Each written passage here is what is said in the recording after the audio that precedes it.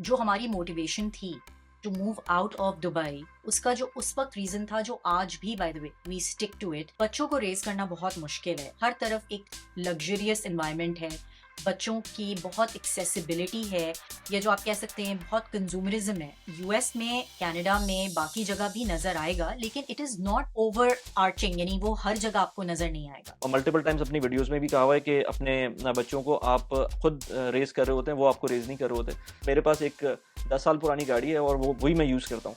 तो मैं real estate agents को भी बोलता हूँ कि यार जो मेरी तरफ से तुम लोगों को लीड्स आती हैं और तुम लोगों के पास मुझसे बेहतर गाड़ियाँ हैं, लेकिन मैं अपनी गाड़ी को खुलेआम बताता हूँ कि मेरे पास ये गाड़ी है। And these people are basically living in Middle East, and without any exaggeration, Wali, they were asking about questions like कि क्यों हम पे चेक टू पे चेक है even when living in Dubai, क्यों हमारी कोई सेविंग नहीं होती, या सेविंग है तो बहुत मिनिमल सेविंग है compare to the money we making. बेरोज की भी अगर आप वीडियोस देखें तो you see that majority of it is, most of it is in North America after coming to Canada, because we're more on the saving side of things. We obviously, it's not like we अच्छा can अच्छा, ये बात मुझे नहीं idea थी। अच्छा, मुझे नहीं पता थी। तो फिर तो बहुत बड़ी बेवकूफ़ी की थी बहरोज़ ने भी। और ये वीडियो प्लीज आप उससे इस पे भी वीडियो बनाएं कि हाँ। ये पर्सपेक्टिव, ये उन्हीं का पॉइंट है जो कि मैं शेयर कर रही हूँ, because this is something which bureaus and me have discussed many times. तो इसीलिए मैं बहुत से लोगों को कहती हूँ कि प्लीज आप दुबई मत जाएं अगर आपके बच्चे हैं जो लोग यहाँ रहते हैं। I just tell them don't go to Dubai. North America में, यूरोप में सिंगल इनकम पे सर्वाइवल इज नॉट पॉसिबल। तो ये एक वो ही नहीं है, ये क्वेश्चन ही नहीं है कि आप करना चाहते हैं या नहीं करना चाहते। फॉर एग्जाम्पल कि यहाँ पे आउटसाइड ऑफ वर्क हमारी लाइफ है, जो कि मुझे लगता है कि बहुत कम है लोगों के पास ऑप्शंस वहाँ पे, माँ सिवाय मॉल्स के और जो भी डिफरेंट उन्होंने आर्टिफिशियल चीज़ें क्रिएट की। हेलो फ्रेंड्स, तो आज मैं आपको बताने जा रही हूँ, बड़ी एक इंटरेस्टिंग चीज़ हुई है। मैंने एक पॉडकास्ट की है, वली के नाम से एक फ्रेंड है हमारे, जो कि बहुत एक अच्छा उनका चैनल है जिस पे वो पर्सनल फाइनेंस पे, टेक पे और बहुत सारी चीज़ों पे बातें करते हैं। He is basically resident of UAE, वो शारजा में रहते हैं और वो वहाँ से बैठ के बहुत सारा इंटरेस्टिंग कंटेंट बनाते हैं। तो please do check out his channel as well. उन्होंने मुझे बुलाया था अपनी पॉडकास्ट में, और ख़ास उनका सवाल ये था कि why would my family and myself, यानी me and Behroz, why wouldn't we want to move back to Dubai. क्योंकि अक्सर उनसे हमारी ये कॉन्वर्सेशन रही है जिसमें वो हमें कहते हैं कि तुम लोग वापस क्यों नहीं आ जाते हो, अब तो तुम्हारे पास सिटीज़नशिप हो गई है, पासपोर्ट मिल गया है, तो वापस आ जाओ और यहाँ पे आके सेटल हो जाओ। तो ये सवाल जो है ये बहुत से लोगों के दिमाग में है जो कि नॉर्थ अमेरिका में रहते हैं या यूरोप में रहते हैं, और वो जो है अब सेटल्ड हैं, लेकिन समटाइम्स दे कीप थिंकिंग कि क्या हमें वापस जाना चाहिए, मिडिल ईस्ट जाके सेटल होना चाहिए। और मिडिल ईस्ट क्योंकि एक मिडिल ग्राउंड भी है फॉर इंडियंस, पाकिस्तानीज़, बंगालीज़, हम सब के लिए। इसलिए भी क्योंकि एक तो वो एक सेफ़ हेवन है, आप इसको समझ सकते हैं कि वहाँ सिक्योरिटी है, वहाँ जो है वो एवेन्यूज़ हैं, आप सुकून से रह सकते हैं बनिस्बत कि आप अपने इंडिया या पाकिस्तान में, जहाँ के एक डिफरेंट टाइप के आपको चैलेंजेस मिलते हैं। तो ये सवाल जो है, इससे रिलेटेड मैंने काफ़ी सारी उसमें बातें की हैं, अपनी रीजनिंग, डिस्क्लेमर अगेन मैं दे दूं कि ये सारी वो चीज़ें हैं जो मैंने फेस की हैं, जो मेरे ओपिनियंस हैं, और वो मैंने शेयर किए हैं कि मैं क्यों नहीं जाना चाहती वापस मिडिल ईस्ट। और अभी तो जैसे कि आप देख रहे हैं सऊदी में भी बहुत बूम आया हुआ है। अक्सर हमारे दिमाग में भी ये सवाल आते हैं कि शुड वी गो बैक और नॉट, लाइक टू मिडिल ईस्ट और टू सऊदी। और टेम्पटिंग है, इट इज़ वेरी टेम्पटिंग, लेकिन then they are very pertinent factors and questions that we keep asking ourselves। और please do check out that video, तो उसमें आपको पता चलेगा कि वो क्या बातें हैं। सो कैसी हैं बतूल? अस्सलाम वालेकुम वली, बिल्कुल ठीक हूँ। थैंक्स फॉर वालेकुम हैविंग मी सलाम। अगेन। नहीं, बड़ी ज़बरदस्त पॉडकास्ट गई थी लास्ट हमारी, ऑलमोस्ट आई थिंक 90 प्लस के व्यूज़ उसके हो गए थे और लोगों ने बड़ा उसमें पॉज़िटिव और नेगेटिव दोनों किस्म के रिएक्शंस दिए थे, तो मैंने कहा था थोड़ा-सा उसको भी क्लैरिफ़ाई कर देते हैं जो उसके नेगेटिव रिएक्शंस थे। ऑल्दो कि वो मुझे लग रहा था कि बहुत सारे लोगों ने सिर्फ़ टाइटल देखकर उसको उस पे कमेंट कर दिया था, उसकी पूरी पॉडकास्ट नहीं देखी थी। अगर आप पूरी पॉडकास्ट देखते तो बिल्कुल भी उसके अंदर कोई एज़ सच इतना कोई नेगेटिव एस्पेक्ट नहीं था। बाकी मैंने बहरोज़ से मेरी बात होती रहती है, बाय द वे अगर आप लोग चैनल पे नए हैं तो पुरानी पॉडकास्ट भी जाके देख सकते हैं, मैंने लिंक लगा दिया है। बहरोज़ की वाइफ़ हैं बतूल, और लास्ट हमारी पॉडकास्ट हुई थी about do not come to Canada. तो उसमें बहुत सारे रीज़निंग थी, बहुत सारी बातें थी, तो वो हम अलग से अगेन मैंने जो इंट्रोडक्शन में जिस तरह से कहा वो उसमें आप उसको उसको ज़रूर देखिएगा जाकर, ताकि एक बिल्ट अप हो जाए स्टोरी। मेरे अभी रिसेंटली कुछ फ्रेंड्स मूव किए हैं वापस कनाडा से, ऑस्ट्रेलिया से, जो पहले दुबई में थे या नहीं भी थे दुबई, तो अभी वो मूव किए इनफैक्ट यूके से भी। तो थोड़ा-सा मैं पर्सपेक्टिव लेना चाह रहा था American as an American resident, शायद आप लोग अभी सिटिज़न तो शायद नहीं हुए। तो करेक्ट, जी। हाँ, तो एज़ एन अमेरिकन रेज़िडेंट, तो यूएस रेज़िडेंट के हिसाब से आप लोग क्या सोचते हैं और क्यों इस तरह का है कि आपको लगता है कि आप शायद वापस दुबई मूव ना करें? तो थोड़ा-सा अपना अपने बारे में पहले बताएँ और अभी कहाँ पर हैं? दुबई जब थी उस टाइम पर आपने किस तरह से आप लोगों की लाइफ़ थी यहाँ पर, और उसके बाद कनाडा मूव हुए थे आप लोग फिर, उसके ऊपर थोड़ा-सा एक्सप्लेन करें प्लीज़? थोड़ा-सा इंट्रो में जैसे कि वली ने बात की, अगर आप वो पुरानी वीडियो देखेंगे तो उसमें काफ़ी मैंने इन डेप्थ एक्सप्लेन किया था कि दुबई में कैसे थे और फिर कैसे मूव किया हमने कनाडा। थोड़ा-सा मैं अभी भी बताती चलूँ तो दुबई हम रहे हैं राउंड अबाउट 6 साल। हमने मूव किया था 2011 में और फिर 2017 में वी मूव टू कनाडा। तो हम बच्चे हमारे दोनों वहीं पैदा हुए और at the time Behrouz was working and I was not working, so I had taken a kind of an extended maternity leave. और 2017 में we actually moved to Canada और उसके बाद 2017 से 2022 तक हम कनाडा में थे और फिर लास्ट आप समझें कि 1.5 2 साल से अब हम जो है वो यूएस में हैं, यूएस मूव हुए थे हम बिकॉज ऑफ आवर जॉब्स। तो ये बेसिकली थोड़ा सा इंट्रो था। टू योर पॉइंट वली के ख्याल आता है या नहीं आता तो बिल्कुल आता है और जब कनाडा में थे तब ज़्यादा आता था फ्रैंकली स्पीकिंग कि वापस चले जाते हैं, पासपोर्ट मिल जाएगा, सिटीजनशिप हो जाएगी। तो दूसरे हमारे दोस्त अहबाब भी जो आए हुए थे दुबई या मिडल ईस्ट से, तो उनसे अक्सर ये डिस्कशन रहता था कि जाना चाहिए वापस या नहीं जाना चाहिए। तो मेरा और बेरोज़ का काफ़ी पर्सपेक्टिव चेंज हुआ है ओवर द इयर्स। तो जब हम कनाडा में थे, ख़्याल आता था, बिल्कुल आता था। लेकिन फिर ऑब्वियसली सोचते थे कि क्यों आए थे सब छोड़-छाड़ के, और that gives you a bit of a perspective. क्योंकि होता क्या है कि अक्सर, और ये मैं उन लोगों से भी कहूँगी जो ऑडियंस पाकिस्तान में बैठे हुए हैं, जो कि कनाडा या मिडल ईस्ट या कहीं भी मूव करना चाहते हैं, अगर आपकी 2 जगहों पे टाँग फँसी हुई है ना, तो बहुत डिफिकल्ट हो जाता है to basically make the move mentally भी। आप एक जगह चले जाते हैं लेकिन फिर आप वहाँ सेटल नहीं हो पाते हैं, मेंटली आपको लगता है कि हमें यहाँ नहीं आना चाहिए था। तो one should totally forget about जो आपका था पास्ट या जो आपने डिसीजन मेकिंग पहले की है, जिसके बेसिस पे अब आप जहाँ हैं वहाँ पे आप फुली अपने आप को जो है वो उस जगह को एम्ब्रेस करें। तो मैंने और बहरोज़ ने ये काफ़ी किया और हमारी इस पे काफ़ी वीडियोज़ भी हैं, अगर आप मेरे चैनल पे जाके देखें, कि हमने फुली एम्ब्रेस किया कनाडा को। तो हमारे लिए वो फिर थोड़ा-सा चेंज होता गया। लाइक हमें उतना ख़्याल नहीं आता था कि we should go back and for some reasons which I will mention in the video.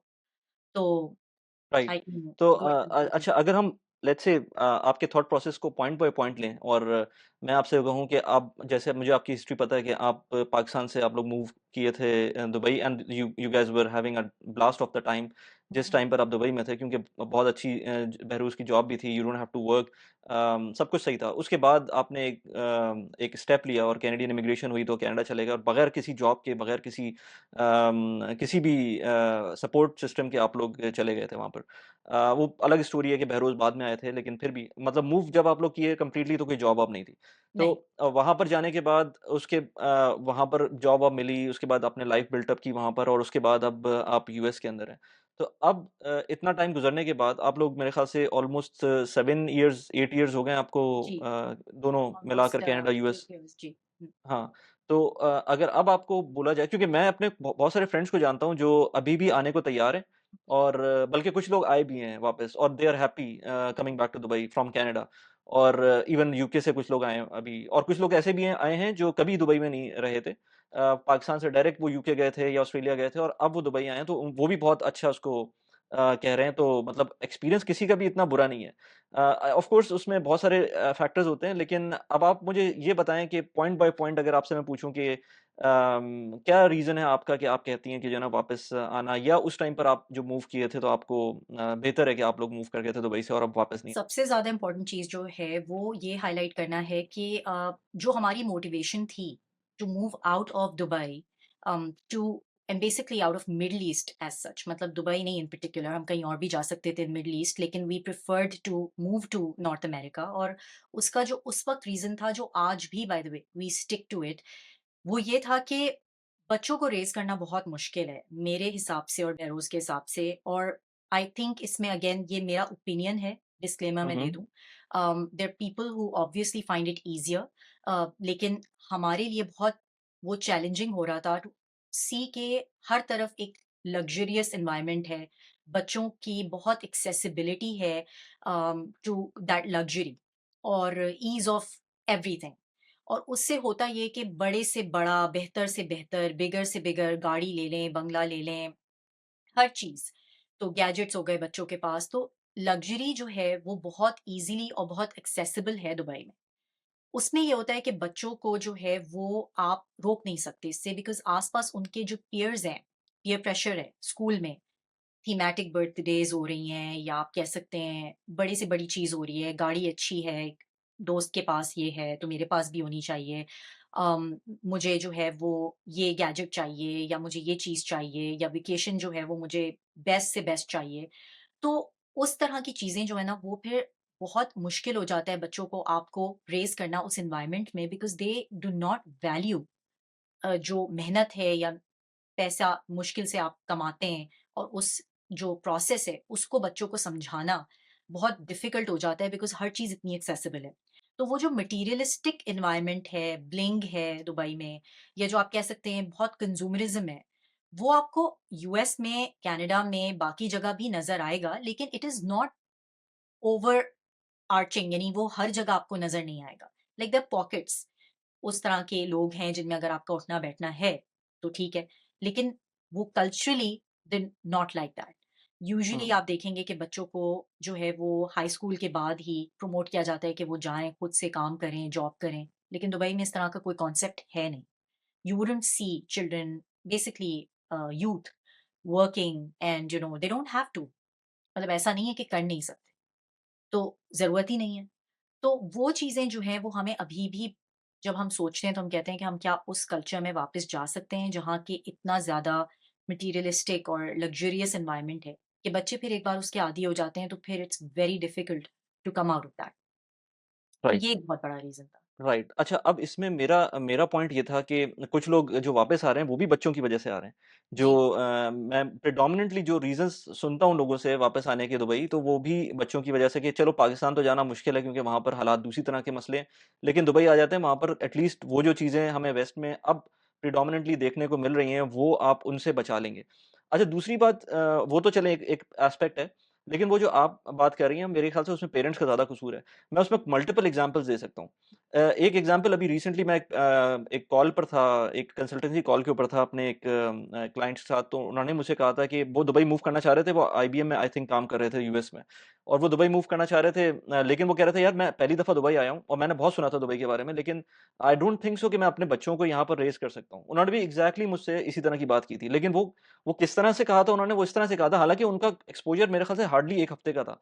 शायद वो यूएस में कोई 10 साल से थे और उससे पहले वो इंडिया में थे। दुबई आज तक नहीं आए थे, लेकिन पहली दफ़ा जब दुबई आए हैं, तो वो काफ़ी चीज़ें ऑब्ज़र्व कर रहे थे। तो फैमिली के साथ आए हुए थे, तो मुझे कहा कहते हैं कि यार मैं यहाँ पर वो शेख मोहम्मद बिन ज़ायद रोड है, तो वहाँ पर जो प्रीवियसली एमिरेट्स रोड कहलाती है, तो उसमें कहते हैं हम लोग जा रहे थे, अपने हमने रेंट अ कार की हुई थी, तो बराबर में हमारे और ट्रैफ़िक थी वहाँ पर, तो बराबर में हमारे एक लेबरर्स की बस गुज़री। तो उसके अंदर जो बेचारे गर्मी थी और उस टाइम पर विदाउट एसी वो लोग बैठे हुए थे। तो मुझे लग रहा था कि क्लास डिफरेंस बहुत ज़्यादा है और मैं शायद अपने बच्चे को यहाँ पर उस तरह से रेज़ ना कर सकूँ। तो ये एक एस्पेक्ट है जिसको मैं बिल्कुल डिनाई नहीं करता हूँ, लेकिन उसको आप काउंटर कर सकते हैं और कैसे कर सकते हैं वो मैंने मल्टीपल टाइम्स अपनी वीडियोज़ में भी कहा हुआ है कि अपने बच्चों को आप खुद रेज़ कर रहे होते हैं, वो आपको रेज़ नहीं कर रहे होते। तो जैसे मैंने एक एक एस्पेक्ट था कि हम अपने बच्चों को हमने एज़ सच पॉकेट मनी बहुत ज़्यादा नहीं देते थे, लेकिन रिसेंटली उनके ग्रैंडफ़ादर ने कुछ पैसे दिए थे और अच्छे खासे पैसे दिए थे उनको, तो मैंने कहा था चलो तुम लोगों के ऊपर है ये कि तुम लोग किस तरह से स्पेंड कर दो। तो मैंने उसके बाद देखा था कि अच्छा, हमने वैसे भी कोई अपना घर में सिस्टम वो नहीं बनाया हुआ कि हर चीज़ अवेलेबल हो बच्चों को, अगर हम प्रोवाइड कर भी सकते हैं, तब भी हम रिफ्रेन करते हैं कि उनको प्रोवाइड करें। बिल्कुल। तो मैंने जब उनके पास वो पैसे आ गए तो अब उनको अब जब भी लेट्स से मैं किसी भी दुकान पे जाता हूँ और उनसे कहता हूँ कि अच्छा कोई भी तुम्हें आउटफिट लेना है तो ले लो। लेकिन मेरी ये बजट है, उसके ऊपर तुम अगर लेना चाहते हो तो तुम्हारे अपने जो अकाउंट है उसमें से तुम पैसे निकाल लेना। तो वो बिल्कुल, ऑटोमैटिकली उनकी जो थिंकिंग है वो चेंज होने लगी वहाँ से। उसके बाद एब्सोल्यूट। से उन्होंने कहा कि मेरे जब अकाउंट से पैसे कम हो रहे हैं तो वो ऑटोमैटिकली अपग्रेड्स को खत्म करना शुरू गुड कर दिया अप्रोच, उन्होंने। बिल्कुल। यस। तो वही इसमें मैं आपको एक और चीज़ अब बताती हूँ, आपने बहुत अच्छे पहलू पे आप इसको ले आए कन्वर्सेशन को। तो आपने जैसे बताया कि जो लोग मूव होना चाह रहे हैं, उनकी जो मोटिवेशन है वो obviously with the wokism, with all that hmm, things that are happening in North America, हमें पता है हुँ, एलजीबीटीक्यू और वो सारी चीज़ें, और काफ़ी ज़्यादा चीज़ें जो हैं वो आउट ऑफ कंट्रोल हो गई हैं अब अगर देखा जाए। मतलब आपके अपने जो रिलिजियस स्टैंडर्ड्स हैं या जो कल्चरल स्टैंडर्ड्स हैं, उनसे बिल्कुल दूर हैं। तो ये एक चीज़ है। बिल्कुल सही कह रहे हैं आप। It is very much existent. लेकिन दूसरी तरफ आपके पास वो दुबई का मटीरियलिज़्म और वो सब कुछ है। तो मैं समझती हूँ कि इसमें बिल्कुल पॉसिबल है रेज़ करना, and it's a responsibility of the parents. दूसरी चीज़ ये है कि आप अपना सोशल सर्कल जो आप चूज़ कर रहे हैं, वो आप if you choose people who are like minded, जो आपके थॉट प्रोसेस से बिल्कुल अलाइन्ड है, और आप देख रहे हैं कि वो उस रेस में नहीं है, उस रैट रेस में नहीं है, कंपेटिटिव नहीं है, और मतलब इक्का-दुक्का आपको हर हर जगह इस तरह के लोग मिल ही जाएँगे। लेकिन अगर आप अपने सर्कल को कॉन्शियसली ऐसे लोगों में आपका उठना-बैठना है, तो इट इज़ टोटली डूएबल। जो कि फिर हम यहाँ प्रैक्टिस कर रहे हैं कि मॉस्क में बच्चों को लेके जाते हैं, संडे स्कूल लेके जाते हैं, ज़्यादा कोशिश करते हैं कि अपनी तरह के, अपने कल्चर, अपने रिलिजियस वैल्यूज़ वाले लोगों के साथ मिंगल करें।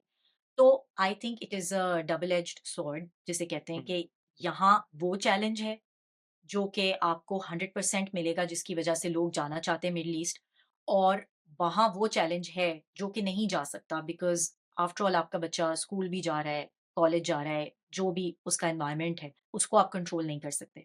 और वहाँ से वो पिक करते हैं चीज़ें और एनवायरनमेंट में देखते हैं, और अगेन ये एक टफ है, लेकिन पेरेंटिंग ही है इसमें, दोनों जगह पे। I exactly, think it's about parenting, it's about your social circle and all those things. तो राइट। Yes, right. इसमें इसमें एक और चीज़ ये कि आपने जैसे बोला कि हर चीज़ बिगर एंड बेटर की चीज़ होती है दुबई के अंदर। लोग अपग्रेड्स करने को प्रेफ़र करते हैं, चाहे उनकी उसमें मतलब वो कर सकें, ना कर सकें, लेकिन they want to upgrade everything. तो उसमें मैं एग्ज़ाम्पल हमेशा देता हूँ क्योंकि मेरा जो चैनल है वो पर्सनल फाइनेंस से रिलेट करता है और मैं जी, उसमें हर चीज़ को एडवोकेट करता हूँ कि जब तक आपके पास वो क्योंकि अगर आप जॉब कर रहे हैं तो आप चाहे सीईओ हों, सीएफओ हों, सीटीओ हों, कुछ भी हों, आप जो जॉब कर रहे हैं। अगर आपने इतनी इंडिपेंडेंस नहीं ली है कि आपकी उस जॉब के बगैर आपका घर चल सके, अब आप क्योंकि जब आप अपनी जॉब में लेवल्स बढ़ाते हैं तो ऑटोमैटिकली आपकी जो नीड्स होती हैं वो भी बढ़ जाती हैं। जो नीड पहले वांट्स थी वो पहले अब नीड्स हो जाती हैं। बिल्कुल, तो आप जिस तरह से अपना लाइफ़स्टाइल को इन्फ्लेट करते रहेंगे, उस तरह से आपका वो ऑटोमैटिकली चीज़ें बढ़ती जाएँगी और जब आप आपकी जॉब पे डिपेंडेंस रहेगी। मैं ये कहता हूँ कि अनलेस एंड अंटिल आप इस लेवल पे आ चुके हों कि आपकी जॉब खत्म हो जाए, तब भी आप अपना लाइफ़स्टाइल सस्टेन कर सकें, फिर आप जो भी करना चाहते हैं करें। I don't have any problem with that. मुझे खैर किसी की लाइफ़ में वैसे भी कोई प्रॉब्लम नहीं है, लेकिन मैं सिर्फ़ उसको for the sake of argument कहना चाहता हूँ कि अगर आप अपनी जॉब की बेसिस के ऊपर जो जो अपना लाइफ़स्टाइल सस्टेन कर रहे हैं, उसके बाद सोच रहे हैं कि मैं इसको फर्दर इन्फ्लेट कर लूँगा, मेरी इवन 10% रेज़ हो जाती है, तो मैं उसको उसी तरह से इंक्रीज़ कर लूँगा, तो वो कहीं से अक्लमंदी की सस्टेनेबल, बात नहीं है और वो दुबई में किया, वो कहीं भी उस तरह से नहीं है। तो मैं उसपे एक एक बात करता हूँ क्योंकि मैं जब भी अपनी कुछ वीडियोज़ के अंदर मैं रियल एस्टेट की वीडियोज़ भी करता हूँ, तो मेरे पास एक 10 साल पुरानी गाड़ी है और वो वही मैं यूज़ करता हूँ। तो मैं रियल एस्टेट एजेंट्स को भी बोलता हूँ कि यार जो मेरी तरफ से तुम लोगों को लीड्स आती हैं और तुम लोगों के पास मुझसे बेहतर गाड़ियाँ हैं। लेकिन मैं अपनी गाड़ी को खुलेआम बताता हूँ कि मेरे पास ये गाड़ी है और मैं बिल्कुल, गाड़ी में वीडियोज़ भी ये बनाता हूँ, सब कुछ कर रहा होता हूँ। जी, जबकि मेरे मेरे पास से ही लीड्स उनके पास जाती हैं जिनके पास ज़्यादा महँगी गाड़ियाँ हैं और वो लोग उस तरह की लीड्स नहीं ले पाते। तो इट्स नॉट बिल्कुल, अबाउट कि आपके पास क्या चीज़ है, रियल एस्टेट में एक बात है जो दिखता है वो बिकता है, वो बात करते हैं और वो कुछ हद तक सही भी है। लेकिन मैं दूसरी तरह से लेकर जाता हूँ तो वो ऑटोमैटिकली वो लीड मुझे जो मिल रही होती है वो बहुत एक्सपेंसिव लीड मिल रही होती है, बहुत अच्छी लीड मिल रही होती है, जो कि शायद उन लोगों को भी ना मिले। तो सबके अपने-अपने पर्सपेक्टिव होते हैं, वो ज़रूरी नहीं है कि आप बिगर एंड बेटर की तरफ ही जाएँ और आपको वो मुल्क का मसला शायद ना हो। हाँ, ये बात आप सही कह रहे हैं। वो तो 100% अपने पर्सपेक्टिव और अपना आपकी स्पेंडिंग पैटर्न्स पे भी डिपेंड करता है।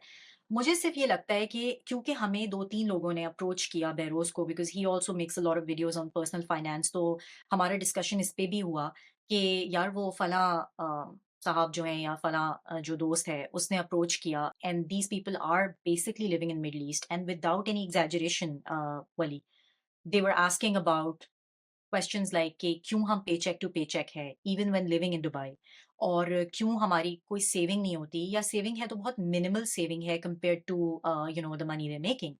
और उसका जो रीजन है वो ये है कि जो टू योर पॉइंट जो स्पेंडिंग पैटर्न्स हैं वो क्रेजी है, इन द सेंस कि रिस्ट्रेंट नहीं है। मतलब जो चीज़ नज़र आई, नई नज़र आई, ले ली, या फॉर एग्ज़ाम्पल आपके दोस्तों में आपने देखा कि किसी ने कोई चीज़ ले ली, अगेन पीयर प्रेशर। तो वो जो आपका स्टैंडर्ड होगा ना, जो आपके अपने लिए आपने स्टैंडर्ड सेट किए, वही चीज़ें वो आप पास ऑन कर रहे हैं अपने बच्चों को। सो टू योर पॉइंट कि अगर आपने फॉर एग्ज़ाम्पल आपने एक गाड़ी रखी हुई है, you basically also teaching your children that lesson कि this is good enough for me and why not? और बच्चों को ये कि to grow a thick skin, जिसे कि कहते हैं कि instead of coming under pressure, ये चीज़ सिखाना बहुत ज़रूरी है। And I think globally with the advent of social media as well, doesn't matter, इससे कोई फ़र्क नहीं पड़ता अब आप कहाँ हैं दुनिया में, बिकॉज़ सोशल मीडिया पे बच्चे हर चीज़ देख ही रहे हैं, तो वो राइट, इन्फ्लुएंस लेते हैं। तो आई थिंक राइट। पेरेंटिंग का बहुत बड़ा हाथ है। लेकिन हमने जो अपनी, सिर्फ़ मैं क्योंकि with the perspective of the video बताना चाहती हूँ कि जो हमारी सेविंग्स हैं या जो हमने इनकम या वेल्थ जनरेशन की है, बेरोज़ की भी अगर आप वीडियोज़ देखें तो you'd see that majority of it is, most of it is in North America after coming to Canada, because हमने, we're more on the saving side of things. We obviously, it's not like we अच्छा don't अच्छा, ये spend। बात मुझे मुझे नहीं idea थी। अच्छा, मुझे नहीं पता था। तो फिर जी, तो बहुत ये बड़ी बेवकूफ़ी की ये थी बहरोज़ ने भी। और ये वीडियो प्लीज़ आप उससे इस पे भी वीडियो बनाएँ कि हाँ, ये पर्सपेक्टिव, ये उन्हीं का पॉइंट है जो कि मैं शेयर कर रही हूँ, because this is something which Behroz and me have discussed many times, कि क्योंकि हमें लोगों ने काफ़ी दफ़ा बोला, इवन विद इन कनाडा जो पाकिस्तान से लोग आ रहे हैं, उन्होंने कहा कि आपके पास तो दुबई का पैसा आप लोग लेके आए हैं। तो we actually said no, that's not true. मतलब और to obvious, to set things in perspective, Behroz CFO की पोज़ीशन पर थे जी, प्रॉक्टर एंड गैम्बल के अंदर। तो कोई एग्ज़ैक्टली। छोटी-मोटी पोज़ीशन नहीं थी। नहीं थी, और सिंगल इनकम थी। ये भी एक चीज़ मैं हुँ, बता दूँ कि we were on single income because I was not working. लेकिन हुँ, उस वक़्त भी हमारा जो लाइक इट्स नॉट लाइक कि वी डिडन्ट स्पेंड, बड़ा अच्छा हमारा लाइफ़स्टाइल था दुबई में, मिस करते हैं हम उसको। क्योंकि ईज़िली अफ़ोर्डेबल हैं चीज़ें, there is no doubt about that. आप लग्ज़री आराम से कर सकते हैं अफ़ोर्ड, मतलब आप आराम से, आपके पास हाउस हेल्प हो सकती है, अच्छा घर आप अफ़ोर्ड कर सकते हैं, उसी पैसे में हर कोई गाड़ी भी अच्छी ले सकता है एंड ऑल दैट, जो कि थोड़ा-सा मुश्किल होता है when you come to North America because of taxes and all that, Europe में भी। तो मेरा जो एक पर्सपेक्टिव है इस पे वो ये है कि it also again to your point Wali, it's about personal finance, how you are managing yourself, and hmm, कहीं भी रह के आप वेल्थ एक्यूमुलेशन कर सकते हैं, अगर आप रिस्ट्रेंट में हैं या कर्टेल करते हैं, बिकॉज़ देखें at the end of the day spending patterns are also very high, जो मतलब कि towards luxury in Dubai, there is no doubt about that, because हर चीज़ जो है वो अवेलेबल है। वो हुँ, एवेन्यूज़ यहाँ पे स्पेंडिंग के हैं ही नहीं। जैसे फॉर एग्ज़ाम्पल अगर मैं चाहूँ भी ना कि मेरे पास कोई वैले हो when I go to the mall, वो है ही नहीं मेरे पास। मतलब इवन दो हुँ। I want it, it's not there. तो अगर आप वो पैसे पे करना एवेन्यूज़, भी चाह रही हैं तब भी नहीं है अवेलेबल। एग्ज़ैक्टली, और हाउस हेल्प हुँ, है जैसे फॉर एग्ज़ाम्पल, तो वो हाउस हेल्प अगर मैं रखना भी चाहूँ, तो वो इतनी एक्सपेंसिव है, वो मैं हुँ, अफ़ोर्ड कर ही नहीं पाऊँगी, लेकिन over a period of time I am much better doing my stuff myself, तो वहाँ मेरी सेविंग हो जाती है, जो कि फॉर इंस्टेंस अगर कोई दुबई में है और उसने हाउस हेल्प रखी भी है, even though it's affordable at that point in time, लेकिन अगर आप time hmm, value of money के पॉइंट ऑफ व्यू से उसको प्रोजेक्ट करें, तो यूड अंडरस्टैंड कि सेविंग मेरी ज़्यादा हो रही है कंपेयर टू दैट पर्सन। तो हुँ, वो सारी चीज़ें जो कंपैरिज़न लाइफ़स्टाइल के पॉइंट ऑफ व्यू से मैं कह रही हूँ। राइट। और फिर ये कि आप कुछ आदी भी हो जाते हैं चीज़ों के, ये नहीं है कि आप अपने आप को यहाँ पे कोई मार के जी रहे हैं या लाइक आप बहुत तकलीफ हुँ, में हैं एंड ऑल दैट। हुँ, हमने कॉन्शियसली ये डिसीजन लिया था। हुँ, हमारे ऊपर कोई प्रॉब्लम नहीं थी कि हमें मूव करना था लाज़मी। तो हम बहुत सोच के आए थे कि this is something that we will have to face. तो हुँ, इसीलिए मैं बहुत से लोगों को कहती हूँ कि प्लीज़ आप दुबई मत जाएँ, अगर आपके बच्चे हैं, जो लोग यहाँ रहते हैं। I just tell them don't go to Dubai because it's right. Not for you. Hmm, और राइट। उसका अच्छा, रीज़न ये इसमें है जी, हाँ, गो उसमें अहेड। उसमें एक चीज़ मैं कहूँगा इसके अंदर, क्योंकि जो हमने पर्सनल फाइनेंस से बात के पर्सपेक्टिव से बात की, और दूसरा एक बहुत इम्पोर्टेंट चीज़ ये है कि 2014 के अंदर सिचुएशन कुछ ऐसी हो गई थी कि मैं मूव कर रहा था कतर फ्रॉम दुबई, और मेरी फैमिली फॉर सम टाइम, मैंने कतर जब मूव कर रहा था तो मैंने सोचा था कि शायद मैं नहीं मूव कर सकता फैमिली के साथ, क्योंकि आई वाज़ नॉट श्योर कि वो मुझे कितना लंबा टाइम वहाँ पर रुकना है।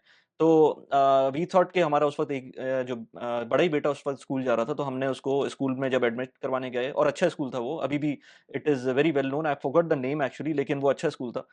तो उसकी प्रिंसिपल से जब बात हुई तो हमने ये उनको बोला कि हालाँकि उसकी एज कोई ख़ास नहीं थी मेरे बड़े वाले बेटे की उस टाइम पर। तो उनको हमने बोला पता नहीं एडजस्ट कर पाएगा, नहीं कर पाएगा। हमने कुछ आई थिंक कुछ इसी लाइन पे कोई बात की थी। तो प्रिंसिपल ने बहुत अच्छी बात की थी। उन्होंने कहा था कि हमारे पास जो है ना बच्चे ऑस्ट्रेलिया से भी आए हैं, यूके से भी आए हैं, यूएस से भी आए हैं। बहुत सारे लोग मूव कर रहे होते हैं, तो कोई ना कोई रीज़न होता है कि लोग यहाँ मूव करते हैं और बिल्कुल। आते हैं यहाँ पर। जी। लेकिन जो बच्चे होते हैं वो किसी भी एज में आके एडजस्ट कर सकते हैं। प्रॉब्लम पेरेंट्स का होता है। तो अगर आप बीइंग अ पेरेंट हमेशा ये बोलते रहेंगे कि पाकिस्तान ऐसा, पाकिस्तान वैसा, यहाँ ये मसला, ये यहाँ वो मसला, तो बच्चों को तो ऑटोमैटिकली आप वो चीज़ बता रहे हैं कि वो अगर उनके सबकॉन्शियस में भी नहीं है, वो आना शुरू हो जाएगी उनके सबकॉन्शियस में। तो पेरेंटिंग अगेन इज़ क्रूशियल कि आप किस तरह से अपने बच्चों को मोल्ड करना चाहते हैं। और लेकिन दूसरी बात ये कि मैं यहाँ पे आपसे एक चीज़ पे डिसएग्री इसलिए करूँगी क्योंकि हुँ, देखें इट आल्सो डिपेंड्स ऑन कि आपके बच्चों की क्या एज है। सो फॉर एग्ज़ाम्पल कि अब जैसे हमने even moving from US to sorry moving from Canada to US ये फेस किया अपने बच्चों के साथ कि जो हमारी बेटी है अब माशाल्लाह से शी इज़ 12 इयर्स ओल्ड 2 साल पहले यानी राउंड अबाउट जब हम यहाँ आए थे तो शी वाज़ 10 और आपको लगेगा जैसे 10 साल का बच्चा जो है वो काफ़ी छोटा होता है लेकिन उसका एक सेट सर्कल था दोस्तों का जिनके साथ कि उसने काफ़ी शुरू से पढ़ाई की थी, नेबरहुड में बच्चों को वो जानती थी, सोशल सर्कल वहाँ पे हमारा एक ऑलरेडी एग्ज़िस्ट करता था, तो उन बच्चों के साथ भी उसका हैंग आउट करती थी वो, मॉस्क में भी उसके दोस्त थे। तो ये बच्चों के लिए बहुत चैलेंजिंग होता है जब बच्चे बड़े होते हैं, स्पेशली अगर वो यूथ हैं, यानी कि ओवर 12 इयर्स ओल्ड हैं, टीनेज में तो इट्स इवन हार्डर बिकॉज़ आप उस बच्चे को अप्रूट करके जब कहीं और लेके जा रहे हैं, तो वहाँ पे नए सिरे से दोस्त बनाना, नए सिरे से और बाय द वे कनाडा और यूएस का तो कल्चर भी प्रीटी मच इज़ मोर और लेस द सेम और हम क्योंकि न्यू इंग्लैंड साइड पे हैं यानी ईस्ट कोस्ट में हैं, तो वेदर वाइज़ भी इट इज़ वेरी सिमिलर। लेकिन मैं सोचती हूँ उन लोगों के लिए कि जो कि रिसेंटली अभी by the way someone went a friend and again not taking names but she basically took her daughter with her to Dubai और बच्ची से मैं मिली अभी रिसेंटली जनवरी में तो मैं गई थी दुबई। तो मैंने उससे बातचीत की तो वो काफ़ी ज़्यादा अभी तो शायद क्योंकि इतना टाइम नहीं हुआ उनको मूव हुए हुए 6 मंथ्स हुए हैं। लेकिन she was very much struggling और उसने मुझसे कहा कि मुझे बहुत याद आता है कनाडा, मुझे अपने दोस्त याद आते हैं, मुझे अपना वो सर्कल याद आता है।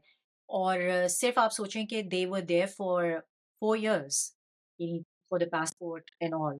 लेकिन उस पीरियड में उस बच्ची ने क्योंकि now she is almost my daughter's age तो वो 12 साल की बच्ची है, तो वो अब उसको वो स्ट्रगल हो रही थी। Even in terms of education, the system and everything is very different. तो उसमें बच्चे को एडजस्ट करना थोड़ा-सा ये एक चैलेंज है, जो मुझे लगता नहीं, आप बिल्कुल सही कह रही हैं। इस पे तो मुझे एक इंसिडेंट याद आ गया। अभी कुछ दिनों पहले हमारी फैमिली में एक फैमिली थी जो कनाडा से मूव हुए थे और वो लोग तो ऐसे मूव हुए थे कि वो काफ़ी अरसे ऑलमोस्ट कोई 20 इयर्स गुज़ार लिए थे उन्होंने कनाडा में और हाँ, फिर वो पाकिस्तान मूव हुए थे। तो वो ओह! आना-जाना करते रहते, पैसों का मसला नहीं था उनको, लेकिन वो कनाडा के माहौल की वज़ह से वो मूव हुए थे वापस। I mean I don't no कि इतना लेट क्यों मूव हुए थे, लेकिन ख़ैर तो जब वो लोग दुबई आए हुए थे विज़िट पे तो हमारे घर आए थे, तो उन्होंने उनके फ़ादर ने यूट्यूब पे कनाडा की आई थिंक किसी पार्क की वीडियो लगवाई और कहा कि वो लगा के छोड़ दें ज़रा। मैंने कहा अच्छा ठीक है, ख़ैर वो लगा दी हमने टीवी के ऊपर, तो उन्होंने काफ़ी तारीफ़ें करना शुरू कर दी वहाँ पर ना। तो मैंने कहा यार मतलब मैंने रोलर कोस्टर देखी, मैंने कहा इस तरह की तो ज़्यादा बेहतर यहाँ पर फेरारी वर्ल्ड है, दुबई अबू धाबी में।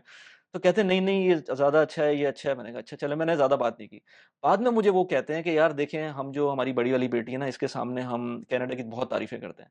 ये सुनना नहीं चाहती किसी भी जगह की तारीफ़ उससे ज़्यादा, और इसको इसका माइंडसेट ऐसा हो गया है कि हम अगर इसको दोबारा कनाडा लेके जाएँगे तो शायद ये वहीं रुक जाए।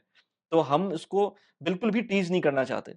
तो मैंने कहा यार अच्छा चलें, ख़ैर वो हो सकता है इस तरह का हो जाता हो, क्योंकि बंदा बच्चे बच्चे को जब वाक़ई अप्रूव करते हैं तो कुछ भी हो सकता है फिर उसके बाद। बिल्कुल। और देखिए छोटे बच्चों को जैसे जब हम दुबई से मूव हुए थे, तो मेरे बच्चे बहुत छोटे थे उस वक़्त like she was 5 years old and my son was 2 at the time. तो बच्चों को बिल्कुल फ़ील ही नहीं हुआ, कुछ भी फ़ील नहीं हुआ और ये बाय द वे दुबई से भी होगा। अगर जैसे आप बच्चों को दुबई से भी लेके जाएँगे एट द एज और बल्कि बड़ी बेहतरीन मेरे पास एग्ज़ाम्पल है इसकी अभी। तो बेरोज़ का एक बहुत क्लोज़ फ्रेंड है जो अभी दुबई से मूव हुए हैं, उनकी इमिग्रेशन हो गई थी Canada. They moved to one of the उनका प्रोविंशियल प्रोग्राम में हुआ था तो they moved to Manitoba. The kids are very very like they're having a hard time. हाँ, वो तो मैनिटोबा बेटे ने में भी तो मुझे चले गए ना वो। जी और एग्जैक्टली और ये भी एक चीज थी कि एक तो वो गए भी इतने प्रोविंशियल प्रोग्राम में और वो एक बिल्कुल अलग जगह है अगेन वो ओंटारियो से भी ज्यादा आप कह सकते हैं कि ऑन्टेरियो तो एक बिल्कुल फिर भी यू फाइंड देसी पीपल अराउंड एंड हाँ, एवरीथिंग। हुँ, वहाँ और भी डिफिकल्ट है अपने जैसे लोग, अपना जैसा कल्चर ढूँढना। लेकिन वो बच्चे जो हैं वो बड़े हैं। लाइक एक उनका बेटा आई थिंक 10 साल का है, और जो दूसरा बेटा है वो 13 साल का है, 14 साल का है। तो बच्चे काफ़ी ज़्यादा जो है वो मिस करते हैं दुबई को। और जो ईज़ थी ऑफ मूवमेंट, सिक्योरिटी, सबसे ज़्यादा सिक्योरिटी। तो जैसे वो ये भी एक पॉइंट है जो कि बहुत इंपॉर्टेंट पॉइंट है कि दुबई में like we would never close our doors, जैसे लॉक कभी नहीं हमने किया, ज़रूरत ही नहीं पड़ी। अ, मतलब हम मोटर सिटी में रहते थे, ग्रीन कम्युनिटी में। मुझे याद है कि छोटा-सा गेट था, तो अम्मी मेरी एक दफ़ा आईं विज़िट पे, तो उन्होंने कहा कि ये तो बहुत छोटा गेट है तुम लोगों का, लाइक इट्स वेरी, मतलब वो काफ़ी इंटिमिडेट हो कोई रही भी थी कूद के और आ जाएगा। डर हाँ, रही थी। तो मैंने हुँ, कहा नहीं अम्मी कुछ नहीं होता, यहाँ पे कोई भी नहीं आता। आपको लोग गार्डनर्स वगैरह भी काम करते नज़र आएँगे, लेकिन कोई भी जो है वो इतनी सिक्योरिटी टाइट है यहाँ पे, लाइक कोई सोच भी नहीं सकता ये करने का। लेकिन आप यहाँ पर even in Europe and North America इस तरह का माहौल नहीं है। Like you have to be very careful कि आपके पास जो है वो सारे डोर्स वगैरह आपके लॉक्ड हों। क्योंकि अगर कोई ब्रेक इन हो भी जाता है तो पुलिस आपसे सबसे पहले क्वेश्चन करती है कि आपने अपना दरवाज़ा तो नहीं खुला छोड़ा था। हुँ, तो that sort of thing I really miss Dubai की, जो कि वाक़ई में अगर इसको देखा जाए तो ये वो एक पहलू है कि आप कह सकते हैं कि नॉट टू से कि यहाँ लॉ एंड ऑर्डर सिचुएशन बुरी है या बिल्कुल पाकिस्तान जैसा हाल है कि आए दिन जो है चोरी डकैती इस तरह चीजें हो रही हैं, ऐसा नहीं होता। ऑब्वियसली लॉज थोड़े स्ट्रिक्ट हैं, police takes action right away. लेकिन जो दुबई में आपको आराम और सुकून है ना इस मामले में, हुँ, जो कि मैंने शायद पिछली पॉडकास्ट में भी आपसे डिस्कस किया था कि वो मैंने एक वेंडिंग मशीन पे दुबई मॉल के किसी एक पार्किंग वाले फ्लोर में, जहाँ ज़्यादा लोग होते भी नहीं है, बस पार्क करके चले जाते हैं मॉल में, उस फ्लोर की वेंडिंग मशीन पे मैंने अपना वॉलेट छोड़ दिया था। और कोई हफ्ते बाद मुझे ख़्याल आया, क्योंकि again I wasn't working at the time, मुझे ज़रूरत ही नहीं पड़ी अपना वॉलेट यूज़ करने की या निकालने की। और बेरोज़ ने जब मुझसे किसी शायद मेरा ड्राइविंग लाइसेंस या किसी का नंबर माँगा, तो मैंने कहा ओह माय गॉड मेरे पास तो वॉलेट ही नहीं है। फिर हमने बैक ट्रैक किया और मैंने सोचा ओह माय गॉड मैं लास्ट दुबई मॉल गई थी। हुँ। कॉल किया उनको, उनके पास था, किसी ने लाके उनको दे दिया था जो उनका लॉस्ट एंड फाउंड है। तो मतलब इस तरह की चीज़ें जो है ना, ये यहाँ भी जब मैं लोगों को बताती हूँ तो वो शॉक हो जाते हैं। वो कहते हैं कि रियली? तो मैंने कहा एग्ज़ैक्टली ऐसे ही है। नहीं, बिल्कुल ऐसे ही है, बल्कि बड़ा फ़ेमस है कि मैं खुद करता हूँ इस चीज़ को प्रैक्टिस कि अगर लेट्स से मॉल्स में रश होता है, अगर फूड कोर्ट में किसी वक़्त भी आप जा रहे हैं, तो आपको टेबल रिज़र्व करनी है, तो अपना मोबाइल फ़ोन या अपना वॉलेट छोड़ सकते हैं वहाँ पर, टेबल रिज़र्व कर सकते हैं उसके लिए। 100%। हुँ, इसके अलावा बड़ा एक इंटरेस्टिंग इंसिडेंट था। आप लोग जानते होंगे जमील को, उनके साथ भी हम लोग पॉडकास्ट करते रहते हैं, जी। Behroz and we are common friends. तो वो लोग बताते हैं कि फ्लोरिडा गए हुए थे वो लोग और दुबई से गए थे वो लोग क्योंकि उस वक़्त वो लोग दुबई में रह रहे थे। तो जब वो लोग वहाँ गए थे तो उन्होंने अपनी जो नॉर्मली होता क्या है कि दुबई के अंदर आप मॉल्स होते हैं, मॉल्स के अंदर ही बड़ी सुपरमार्केट होती है, कैरफूर टाइप की। तो जिस तरह से वॉलमार्ट है या जी, यूके में एस्डा वगैरह है। जी। तो हम अगर मॉल में शॉप अराउंड कर रहे हैं, हमने ट्रॉली भर ली है, अब उसके बाद दुबई में नॉर्मली लोगों का प्रैक्टिस ये होती है कि अगर छोड़ ठीक है देते भर हैं गई, आप छोड़ सकते हैं। बाहर आपने आराम छोड़ से। दी और उसके बाद आप दोबारा चले एग्ज़ैक्टली। गए दूसरी मार्केट के अंदर और वहाँ पर आप शॉप अराउंड करें एंड देन कम बैक और अपनी पुरानी ट्रॉली लेके आप जा सकते हैं। उन्होंने यही प्रैक्टिस की वहाँ पर और उनकी जो ट्रॉली थी वो गायब हो गई। तो उन्होंने सिक्योरिटी गार्ड से पूछा तो सिक्योरिटी गार्ड ने कहा कि भाई आपने किया ये? मतलब ये कैसे हो सकता है कि आप एक बड़ी ट्रॉली छोड़ के चले जाएँ और आप वो चले वहीं पर जाएँ रहेगी आपकी। एग्ज़ैक्टली। हाँ। तो तो ये दिस इज़ नॉट पॉसिबल जो ओह दुनिया माय में नहीं हो सकता जो जो नहीं हो दुबई में होता है। सकता, कहीं हुँ, नहीं हो सकता। ये आपने जो ट्रॉली की बात की है, मैं बल्कि मैंने लोगों की शॉपिंग कार्ट्स देखी हैं सेंटर पॉइंट के बाहर, मतलब बाकायदा पूरी शॉपिंग के साथ वो कार्ट, यानी it's not even just grocery, ये हुँ, शॉपिंग कार्ट्स जो हैं ये बाकायदा जो है वो लोगों ने छोड़ी हुई हैं and they are just going around and doing, नमाज़ पढ़ने चले गए, वापस आ गए, बिल्कुल, थिंग्स लाइक दैट। बिल्कुल। उसके अलावा एक और बड़ी अच्छी चीज़ मैं आई डोंट नो अच्छी है या बुरी है, इसमें अगेन लोगों का एक डिफरेंट ओपिनियन होगा and again I would ask people to comment on this as well. मुझे ये बहुत अच्छी चीज़ लगी थी कि दुबई में आपको बेगर नहीं नज़र आएगा, आपको नहीं, कोई नहीं होमलेस आते नहीं हैं। नज़र आएगा। अब आते हैं, अब आते अक्सर हैं। बेशतर बेगर जो मतलब वो होम ग्रोन बेगर नहीं होते, ज़ाहिर-सी बात है वो एग्ज़ैक्टली। बाहर से आते हैं और वो यहाँ वाले तो ज़ाहिर-सी बात है फिर वो सिस्टम ऐसा है ना कि वो आपको बेगर उस तरह से नज़र नहीं आएँगे लेकिन जो प्रोफेशनल बेगर्स होते हैं वो फिर आते वो हैं। नहीं नज़र आते, या जो आप समझ सकते हैं कि जो कि जैसे होमलेस है, वो आपको हुँ। रोड पे, यहाँ तो बहुत हाँ, कॉमन उस है, तरह से नहीं नॉर्थ आएगा, अमेरिका उस में, तरह से नहीं यूरोप में आएगा। आपको होमलेस लोग भी नज़र आएँगे, आपको माँग रहे हैं लोग आपसे पैसे माँग रहे हैं एंड ऑल दैट। वो एक बहुत अच्छी चीज़ मुझे लगती है दुबई की, और मुझे याद है कि बाकायदा अनाउंसमेंट होती थी, आई डोंट नो अब होती है नहीं होती, रमज़ान में कि you have to report people हाँ, उसमें हाँ, आपको ऐसी है, जो है ऐसी वो है। आपको रिवॉर्ड पैसे मिलता है। अलाउ नहीं है देना, किसी को आप ऐसे एग्ज़ैक्टली। चैरिटी नहीं कर सकते। तो उसके एब्सोल्युटली तो हमारे रूल्स एक हैं। दोस्त हैं बाय द वे जिन्होंने ये हरकत की कि उन्होंने बहुत फिलैंथ्रोपिक होके उन्होंने सिर्फ बर्गर किंग के बाहर गाड़ी पार्क हुई हुई थी। बर्गर किंग ये जैसे फॉर एग्जांपल आपके जो पेट्रोल पंप्स पे होता है और बर्गर किंग से वो निकले तो एक बंदा गरीब सा कोई नजर आया उसको। अब आई डोंट नो वो मांग रहा था या नहीं मांग रहा था, उसको उन्होंने जो है वो बर्गर किंग लाके दे दिया। बिलीव इट और नॉट, आई डोंट नो कहाँ से वो शुर्ता एकदम से आ गया और उसने फाइन लगा दिया। उसने कहा कि you think you have a lot of money, तो ये फाइन उसने काट के दे दिया। उसने कहा ये तुम्हें भरना पड़ेगा कि फॉर फैसिलिटेटिंग यानी कि ये जो मतलब जो वो जो तुम्हारा बेगिंग काम है कल्चर। वो तुम कर रहे हो। तो मुझे बड़ा शॉकिंग लगा था ये। और लोगों को काफ़ी इस पे मसला भी होता है कि हम नहीं कर सकते, चैरिटी नहीं कर सकते, हेल्प नहीं कर सकते, लेकिन उसके लिए उन्होंने एवेन्यूज़ बनाए हुए हैं दुबई में लाइक यू कैन बिल्कुल, एक्चुअली सपोर्ट। तो वो वाक़ई में हमारे लिए थोड़ा-सा है कि एक हमें अब महसूस होता है कि वो आपको नज़र नहीं आता ना वहाँ, यू आर सो शील्डेड कि आप को नज़र ही नहीं आती पॉवर्टी। आप कह सकते हैं कि गुर्बत आपको नहीं नज़र आती, जो कि आपको दुनिया भर में और जगह नज़र आती है। तो राइट। ये एक चीज़ है। बाकी अच्छा, तो इसके अलावा आपने मुझे एक चीज़ और कही थी कि you were looking for international exposure, जो कि जी, आपको दुबई में रहते हुए उस तरह से नहीं नज़र आ रहा था कि मिलता। हालाँकि दुबई एक पॉलिटन सिटी है और यहाँ पर रहते हुए आप पूरी दुनिया वैसे ही घूम सकते हैं, और आपकी जो ग्लोबल कंपनीज़ होती हैं, उनके रीजनल हेडक्वार्टर्स तो होते ही हैं एट लीस्ट, और कुछ कुछ कंपनीज़ के तो मतलब मल्टीपल कॉन्टिनेंट्स देख रहे होते हैं दुबई की ऑफ़िसेज़। लेकिन फिर भी आप लोगों को फ़ील हुआ कि फिर उसके अंदर एक इंटरनेशनल एक्सपोज़र लेना हाँ, तो चाहिए। वही इसमें मैं आपको ये बताती चलूँ कि ये हमारा एक्सपीरियंस रहा with a lot of people who actually move to Canada from the Middle East. अगर आप उनसे बात करें जो कि मिडल ईस्ट का या एक्सपीरियंस या एशिया का यानी कि एक्सपीरियंस लेके आए हैं, इवन विद मल्टीनेशनल्स। यानी Behroz used to work for PNG which is a multinational and he was looking after different markets with in Dubai as well, not just the Middle East market. लेकिन for some reason North America में, and I don't know about Europe per se, but मुझे north America का तो पता है कि they do not recognize that as global या international even if you have been looking after different markets with in Dubai. मतलब वो Middle East का एक्सपीरियंस काउंट करेंगे like as a Middle Eastern market, अगर लेट्स से उनको चाहिए कोई ऐसा बंदा जो अरेबिक में वेल वर्स्ड हो या कल्चरली जानता हो। And let's say you work for a company जहाँ पे रिक्वायरमेंट ही यही है कि आप उस खित्ते को या उस मिडल ईस्ट में आपने काम किया हो।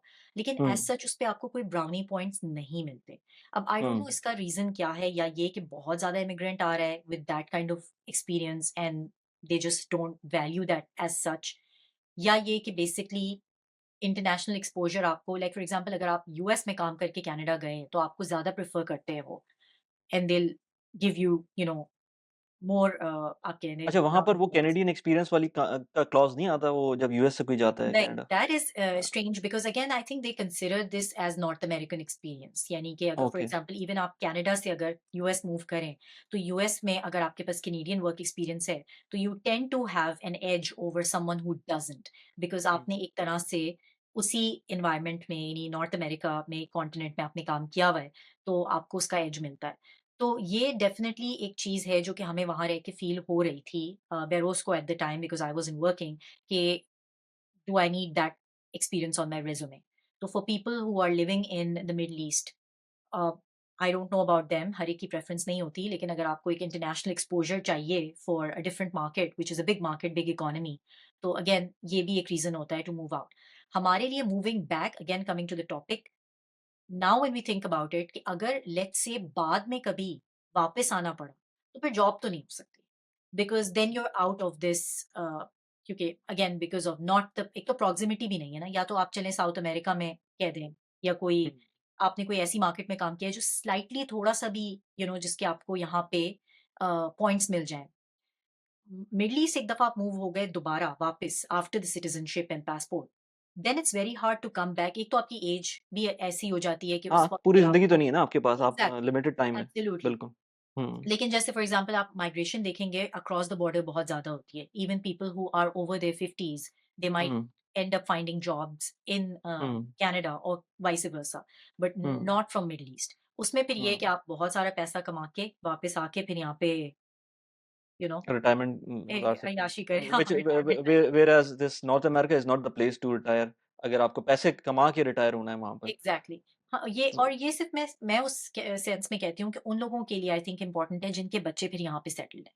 सो लेट्स हुँ, अज़्यूम अगर आपने अपने बच्चों को बाहर पढ़ने भेज दिया है और या आपने अपने बच्चों को यहाँ पे इवेंचुअली अगर पासपोर्ट होल्डर्स हैं आप, ऑस्ट्रेलिया के या कनाडा के, इवन यूके के, तो बच्चा वापस तो जाएगा पढ़ने eventually because you don't have those avenues in Dubai और मिडल ईस्ट।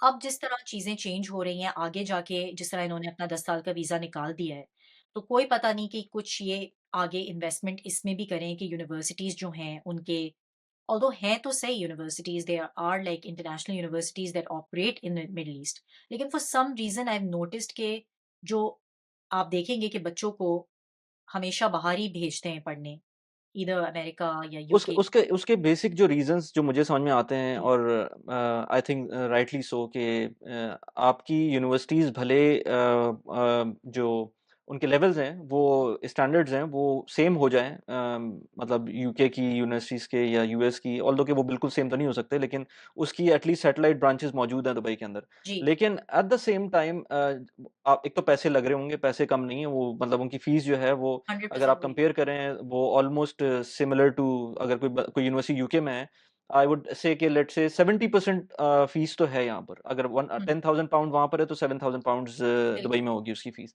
लेकिन एट द सेम टाइम उसके बाद का क्या है? प्रॉब्लम उसके बाद होती है क्योंकि जब आपने यूनिवर्सिटी पढ़ ली, उस टाइम तो बहुत अच्छा टाइम गुज़र सकता है आपका। आपके पास पैसे हैं, आपने बच्चों को यूनिवर्सिटी से करवा दिया। उसके बाद प्रॉब्लम आती है क्योंकि जॉब अपॉर्च्युनिटीज़ उस तरह की नहीं है। अगर आप बात करेंगे इतनी बड़ी मतलब उसके अंदर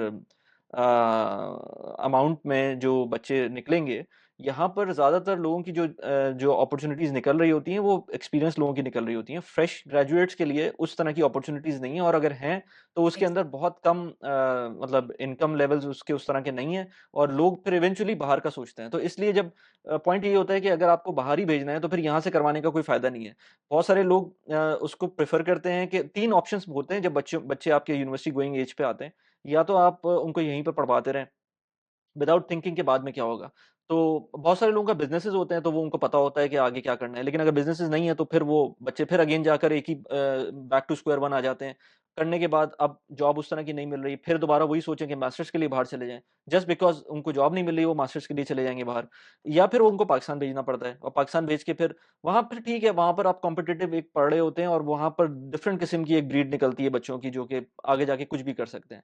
प्लस ये कि फिर दूसरा ऑप्शन ये है कि तीसरा ऑप्शन ये है कि आप फिर वेस्टर्न कंट्रीज़ में कहीं भेज दें या मलेशिया टाइप की जगहों पे भेज दें। तो लेकिन इवेंचुअली जो टारगेट होता है वो यही कि आपके बच्चों का जब यूनिवर्सिटी एजुकेशन खत्म हो जाए, उसके बाद अपॉर्च्युनिटीज़ किस तरह की हैं? तो अपॉर्च्युनिटीज़ के पॉइंट ऑफ व्यू से मेरे ख्याल से अभी भी थोड़ा-सा लैग कर रहा है ये रीजन। और एक और चीज़ जो मैं समझती हूँ वो ये है कि जैसे for example for people like us यानी कि जो साउथ एशिया से आ रहे हैं, स्पेशली वो लोग के जो कि सिटीज़नशिप अगर उनके पास नहीं है कहीं और की, ना यूके की या ऑस्ट्रेलिया या कनाडा की या यूएस की फॉर एग्ज़ाम्पल, तो उनके लिए फिर ये है कि आप अपने बच्चे को भी वापस उसी साइकिल में लेके आ रहे हैं बिकॉज़ इवेंचुअली होगा क्या कि वो भी जॉब अगर मिल भी जाए मिडल ईस्ट में, they will ultimately be stuck in that ना because by virtue of their birth और by virtue of their nationality, they end up either going back to Pakistan और staying in the Middle East forever. तो अगर आपने उनके लिए वो avenues खोलने हैं, तो रादर देन कि आप उनको फिर विया इमिग्रेशन भेजें, रादर आप उनको एजुकेशन ही वही प्रोवाइड कर दें कि they kind of integrate into the system. क्योंकि देखिए जो बच्चे वहाँ के पढ़ लेते हैं या जहाँ जो उनके पास बैचलर्स या मास्टर्स आ जाता है, they are in a far better position to get a job versus people who are even immigrating from here. हम जैसे लोग या जो मिडल ईस्ट में हैं, जो कि पाकिस्तानी या इंडियन एजुकेशन बैकग्राउंड है उनका, उनको स्ट्रगल होती है, अभी भी। इवन दो काफ़ी ज़्यादा जो है वो इमिग्रेशन अब तो इतनी रैम्पेंट हो गई है कि स्टैंडर्ड्स आर मोर और लेस इक्विवेलेंट, वो इस पे बात नहीं करते हैं कि आपका एमबीए कहाँ का है या मास्टर्स कहाँ का है। लेकिन जो वहाँ की यूनिवर्सिटी का बच्चा है, वो उस सिस्टम्स को जानता है, उसके पास एक नेटवर्क बना हुआ है, एक सोशल सर्कल ऑलरेडी एग्ज़िस्ट करता है, वो उन लोगों को रीच आउट कर सकता है, एलुमनाई है। तो इन सब चीज़ों से बहुत फ़र्क पड़ता है आई थिंक। राइट, बिल्कुल। तो यही रीज़न है कि परमानेंसी का भी एक जो पॉइंट था हमारा कि जी। यहाँ पर वो चीज़ें उस तरह से परमानेंट नहीं है इवन कि आप बड़े से बड़े बिज़नेस मुगल हो जाएँ, आपको किसी वक़्त भी आपके साथ अगर कोई अनफॉर्च्यूनेट सिचुएशन होती है, तो वो आपको फिर जाना पड़ सकता है। लेकिन अगेन वही बात है कि आप उसके अंदर अपने सिस्टम्स बनाते हैं, ताकि आप इस तरह की सिचुएशन के अंदर ना जाएँ। परमानेंसी की सिचुएशन तो रहती है, आपके पास हुँ, पासपोर्ट नहीं है, वो रहेगा। चाहे आपके पास 10 साल का वीज़ा भी हो जाए, तब भी वो मसला तो अपनी जगह पर रहेगा। अच्छा, एक चीज़ और ये कि आपने कही थी कि जब आप लोग यहाँ पर थे, तो आपकी सिंगल हाउसहोल्ड इनकम थी, जिसमें आप जी, काम नहीं कर रही थीं और बहुत जी। ईज़िली काम चल रहा था। हुँ, वैसे तो अब सिचुएशन ऐसी हो गई है कि यहाँ पर भी इन्फ्लेशन हो गई है और बहुत सारे लोग स्ट्रगल करते हैं। पहले सिचुएशन थोड़ी-सी डिफरेंट थी, अब डिफरेंट हो गई है, लेकिन फिर भी मैं बहुत सारे लोगों को देखता हूँ कि वो लोग 2 लोग काम नहीं कर रहे हैं। बहुत आराम से बहुत सारे मेजॉरिटी ऑफ द केसेज़ के अंदर आपको बहुत सारे ऐसे घर मिलेंगे जहाँ पर सिंगल हाउसहोल्ड आराम से चल रहा है। आई अगेन शायद कमेंट्स में अजीब चीज़ें आना शुरू हो जाएँ, लेकिन ये कि मैंने एटलीस्ट देखा है। लेकिन ये कि मैंने ऐसे लोगों को देखा है जो कि यहाँ से दुबई से मूव किया है जिन्होंने कनाडा, और वहाँ पर वो सिंगल हाउसहोल्ड पे चलना उनके लिए नामुमकिन सी बात है। वो कनाडा हो जाए, यूएस में तो शायद फिर भी चल जाए, लेकिन कनाडा में तो नामुमकिन है कि आप सिंगल हाउसहोल्ड पे चलें और वही सिस्टम रखें जो कि आपका दुबई में था। तो मतलब दुबई में जिस तरह के खर्चे थे उसी तरह को आप कम कैरी ऑन करें और फिर भी सिंगल हाउसहोल्ड चलाते रहें। तो इस पे आप क्या कहेंगी? डुअल इनकम पे?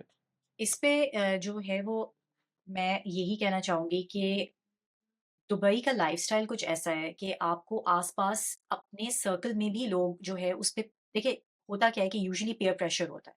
फॉर एग्ज़ाम्पल जब मैं कनाडा मूव किया मैंने, तो अगर फॉर एग्ज़ाम्पल मेरे ऊपर पीयर प्रेशर ना होता या आस-पास जितनी भी ख़वातीन थीं वो काम ना कर रही होती, तो मेरा ख़्याल है मैं I would have continued frankly speaking. लेकिन आई रियलाइज्ड कि जो कल्चर मुझे दुबई में था, जहाँ पे majority of the females that I was hanging out with, या जो ज़्यादातर जो आप देख लें जो देसी ख़वातीन हैं, इवन जो आपके गोरे जो एक्सपैट्स हैं, आपको अक्सर आप वो भी देखेंगे बिगड़ कि जाते हैं यहाँ पर आकर। वो दे आर नॉट वर्किंग, वो सिंगल इनकम पे सर्वाइव कर रहे हैं, या वुमेन या main both. There are men hmm, also who are not working because the wife is working in a very good position. So they're choosing to raise kids or be at home. ये मैं हुँ, white population की बात कर रही हूँ in Dubai. बहुत commonly आपको नज़र आएगा कि वो बच्चों की स्ट्रोलर चला रहे हैं, देख रहे हैं। हमारे साथ में बच्चों को एक लिटिल जिम होता है, इब्न बतूता में होता था वो मुझे याद है।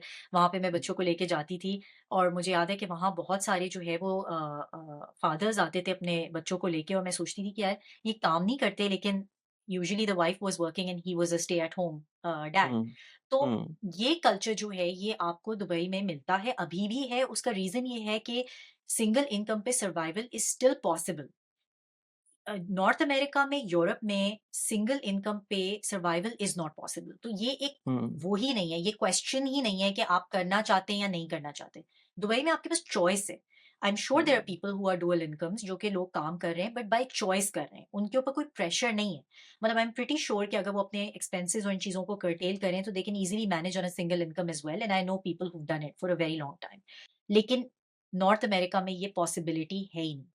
तो उसको मैं और बहरोज़ इस तरह से देखते हैं कि ये एक तरह की आपकी सोशल इंश्योरेंस भी है कि अगर आपका एक जो आप दोनों हस्बैंड एंड वाइफ अगर काम कर रहे हैं, तो उसमें आपको ये बेनिफिट होता है कि एक बंदा भी आप कह सकते हैं हैंडीकैप नहीं होता, अगर let's say God forbid something happens to one, और या किसी की जॉब चली जाती है, तो दूसरे के पास एक रनिंग इनकम है, चाहे वो कितनी भी हो।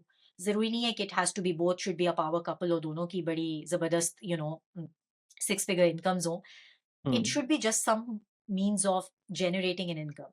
तो उस हुँ, हिसाब से आई थिंक आप नॉर्थ अमेरिकन जो आप विमेन कह लें, या आपकी जो खवातीन जो यूरोप में हैं या North America outside of the Middle East and Pakistan, वो ज़्यादा इक्विप्ड है to survive, and they are more independent because of by virtue of being in a position कि उन्होंने सारी ज़िंदगी काम किया है या काम करने की आदत रही है। तो उसमें ये कि उनको मालूम है कि हाउसहोल्ड को कैसे रन करना है साथ-साथ साइमल्टेनियसली, तो वो अपने आप को हैंडीकैप नहीं समझती व्हेन दे कम हियर। हुँ, क्योंकि मैं आपको ये हुँ, बता रही हूँ बाय पर्सनल एक्सपीरियंस, मैंने पुरानी पॉडकास्ट में भी ये ज़िक्र किया था आपसे वली, कि I had so many friends जो कि बाय चॉइस नहीं मूव करना चाहते दुबई से to anywhere else because of losing that power कि जो उनके पास है इस वक़्त, कि being able to move around freely, क्योंकि कोई घर को देख रहा है। हाउसहोल्ड हेल्प मौजूद है, और household help is a big blessing for people in Dubai, जो खासकर इसकी यूज्ड टू हैं from back home and then moving to the Middle East, और उनके पास हमेशा से कोई रहा है, तो उनके लिए बहुत चैलेंज है ये, कि हम कैसे हुँ। करेंगे सर्वाइव, अगर फॉर एग्जांपल हम घर को कैसे देखेंगे, जॉब कैसे करेंगे एंड ऑल दैट।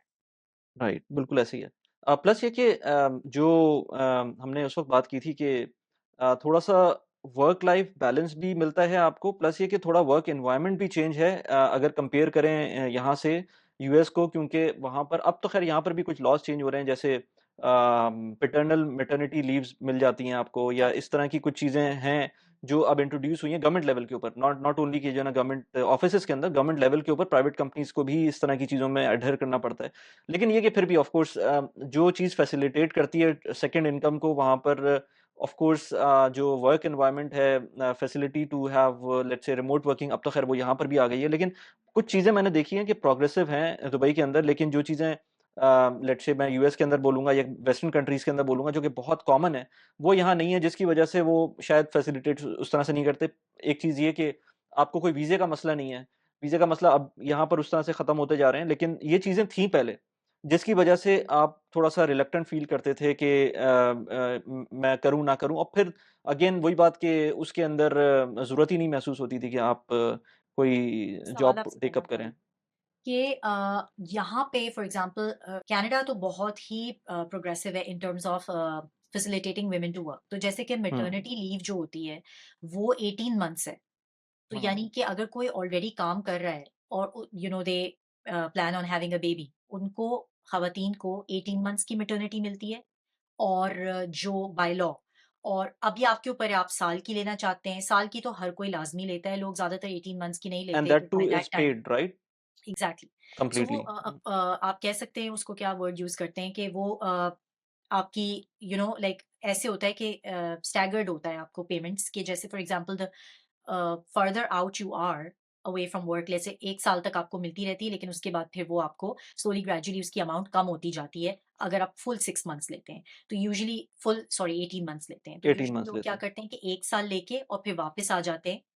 वो 6 महीने और मज़ीद नहीं लेते, यानी पूरे 18 महीने की मैटरनिटी लीव नहीं लेते। और कुछ लोग जिनके पास हेल्प नहीं है, जो सिंगल पेरेंट्स हैं, वो पूरे 18 मंथ्स भी लेते हैं, और उसमें ये है कि उनके पास जो है वो प्रो राटा पे उनको फिर वो by the time they come back, वो प्रो राटा उनको अब सैलरी मिल रही होती है।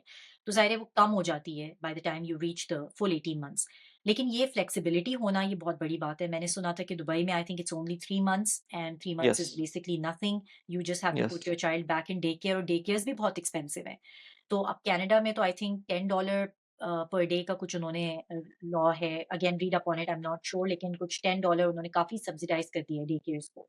तो उससे भी बहुत हेल्प हो गई है, गवर्नमेंट ने सब्सिडी दी है कि आप बच्चे नहीं, य को। यहाँ पर बिल्कुल ऐसी है, 3 मंथ्स ही है आई थिंक, जी। क्योंकि हमारे ऑफ़िस में इस तरह से है सिचुएशन अक्सर होती रहती है, तो मैं यही देखता हूँ कि बेचारी वो ख़वातीन फ़ौरन आती हैं वापस। जी, मतलब विदिन नो टाइम मुझे लगता है कि वो वापस आ गई वो हैं। They are back. तो इट इज़ और वेरी डिफ़िकल्ट, और इवन मैंने तो देखा है कि वो ड्यूरिंग द अर्ली डेज़ वो इवन काम भी कर रही होती हैं घर से बैठकर भी। 100%। और ये आप हाँ, सोचिए कि यहाँ पर यूएस में 6 मंथ्स है, तो US is also not as good as Canada. लेकिन कनाडा की अच्छा। मैं ये एक चीज़ बताना चाह रही थी कि 18 मंथ्स है जो कि यूरोप में भी कुछ जगह है। जर्मनी में for example I know for sure कि they also have 18 months, hmm, because again I have someone who has told me this.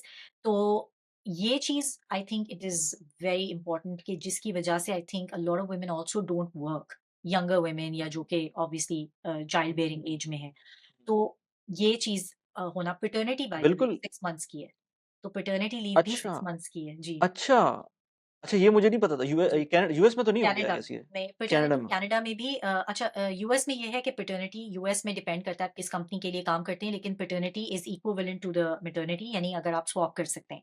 तो यानी कि woman can give birth and go back to work, और father can take care of the child 6 months की, वो swap कर हुँ, सकते हैं आप। तो आप पैटर्निटी लीव पे आप जा सकते हैं 6 महीने के लिए, 6 मंथ्स की होती है। और again depending on the company as well, लेकिन कनाडा में तो 6 मंथ्स है standard, it is standard by law.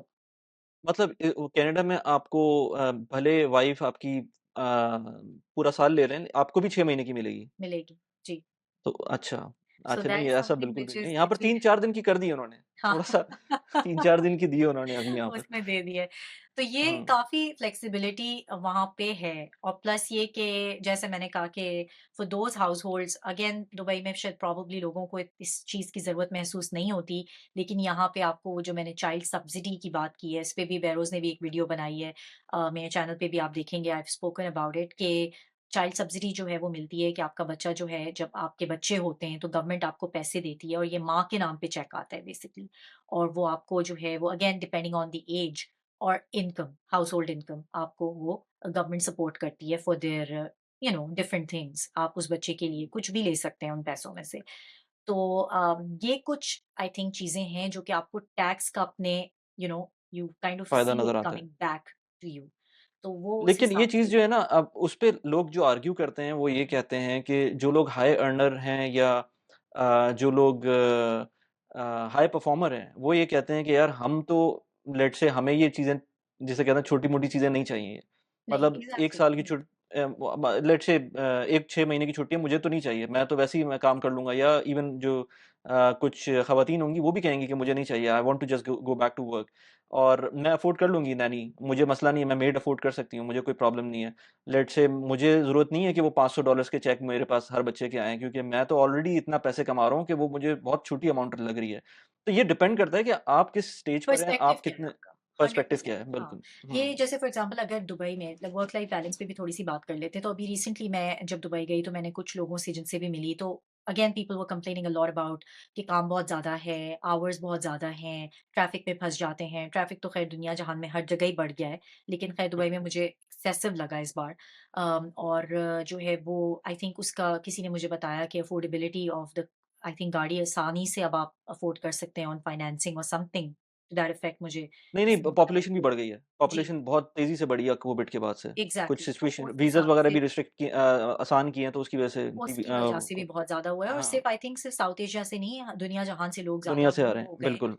Dubai. तो हाँ। उस हिसाब से आई थिंक जो लोगों ने कंप्लेंट्स की, उस पे मुझे ये हुआ कि एक चीज़ जो again which would deter me and not make me move to Dubai is again the lack of options. For example कि यहाँ पे आउटसाइड ऑफ वर्क हमारी लाइफ़ है, जो कि मुझे लगता है कि बहुत कम है लोगों के पास ऑप्शंस वहाँ पे, माँ सिवाय मॉल्स के और जो भी डिफरेंट उन्होंने आर्टिफिशियल चीज़ें क्रिएट की हुई हैं, व्हिच नॉट टू से कि वो कोई बुरी हैं, जस्ट टू से कि यहाँ पे बहुत सारे एवेन्यूज़ हैं, जो मैं और बहरोज़ अगेन मैंने अपनी वीडियोज़ में भी बहुत इस पे बात की है और आप जाके चेकआउट कर सकते हैं कि आपके पास यहाँ पर वेस्ट में you have so many options to enjoy without spending a बक।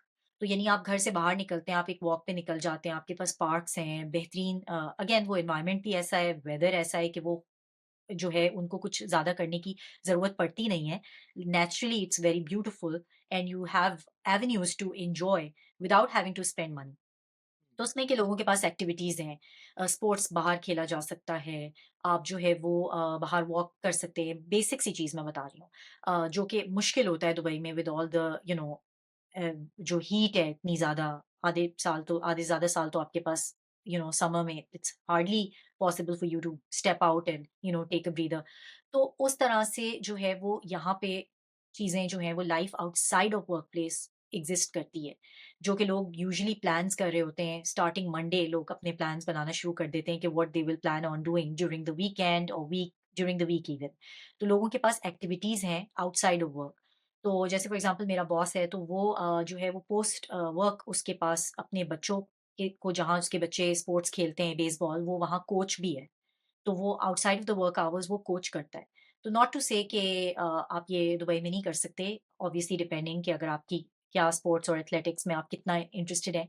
लेकिन यहाँ पे it is a very basic, यानी बहुत नॉर्म है। मतलब मैं काफ़ी वॉव हो गई थी उसको, लेकिन फिर मैंने देखा कि हर दूसरा बंदा यही कर रहा है। वो या वॉलंटियर कर रहा है जाके जहाँ बच्चों की स्विम मीट्स हो रहे हैं, वहाँ पे जाके वॉलंटियर कर रहा है या कोई ना कोई एक्टिविटी लोगों के पास है, जो Dubai में I did not see that because people are so like work hours में they're so bound with traffic and all getting back home and then spending time। लोग चाहते हैं कि ज़्यादा से ज़्यादा अपने फैमिली के साथ घर पे टाइम स्पेंड कर लें वर्सेस कि आप अपने आप को इन चीज़ों में इन्वॉल्व करें। तो this is the other thing जो कि बिल्कुल, ऐसे ही है। मतलब मैं I would second that because अच्छी से अच्छी कंपनीज़ के अंदर जो मेरी दोस्त हैं काम करते हैं, चार्टर्ड अकाउंटेंट्स हों, कुछ भी हों, किसी भी पोज़ीशन पर हों, मैं यहाँ पर वही देखता हूँ कि थोड़ा-सा प्रेशर ज़्यादा है वर्क का, जो कि मुझे बिल्कुल नज़र नहीं आता। जो लोग लेट्स से बाहर होते हैं कनाडा में, यूएस के अंदर, ठीक है, यूएस के अंदर थोड़ा बहुत मुझे फिर भी होता है, नज़र आता है, लेकिन at least Canada, UK, Europe, Australia में उस तरह से नहीं है। बल्कि मैं हमारा एक ग्रुप है, सपोर्ट ग्रुप, उसी पे हम लोग बात कर रहे थे, तो मेरा एक दोस्त है,